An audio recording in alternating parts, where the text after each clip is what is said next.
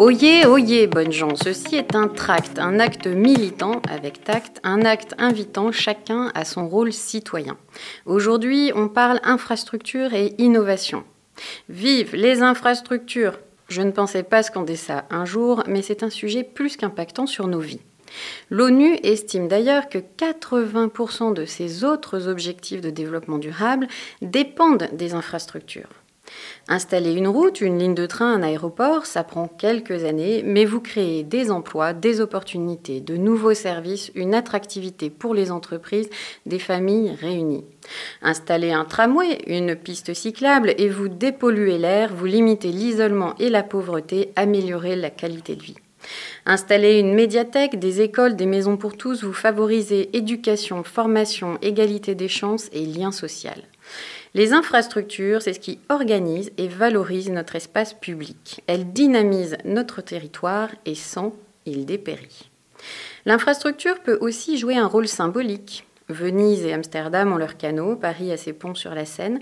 Montpellier, elle, démontre son dynamisme entre mer et lumière.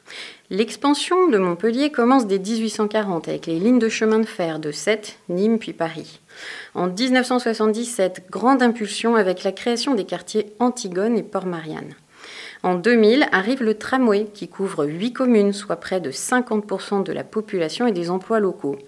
Avec 2 gares, un aéroport, 175 écoles, 2 opéras, une médiathèque, stade, musée, centre d'exposition plus tard, Montpellier passe en 3 décennies de 24e à 7e ville de France. Et les infrastructures n'y sont pas pour rien parce qu'elles créent du lien. Elles connectent les lieux et les humains. Eh bien, virtuellement, c'est la même histoire. Internet, facteur d'innovation par excellence, connecte les lieux et les humains. La moitié de la population mondiale utilise Internet. Et nous, Français, on se délecte du haut débit sans même s'en rendre compte. Miam miam, du scrolling au streaming, du chat en veux-tu en voilà, des vidéos à gogo. Tout cela même en très haut débit. Plus de 30 mégabits par seconde. Et pour arriver à ça, la France a investi la bagatelle de 20 milliards d'euros sur 10 ans. Mais l'enjeu est de taille. Les services publics se modernisent, les entreprises gagnent en productivité, en compétitivité, en capacité d'innovation. Et nous, particuliers, gagnons en confort, éducation, santé, culture, loisirs. Mais la médaille a un revers. Du haut débit, oui, mais vivre à crédit, non. Par exemple, le haut débit nous fait passer le confinement à peu près sain et sauf, ou presque. Il a permis le télétravail. Trop bien. Mais comme pour la justice ou la pâtisserie, il est question de balance.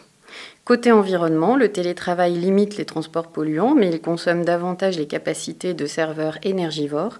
Côté vie privée, le travail concilie mieux horaires familiaux et pro, mais il ouvre la porte de chez soi à son univers professionnel, voire plus.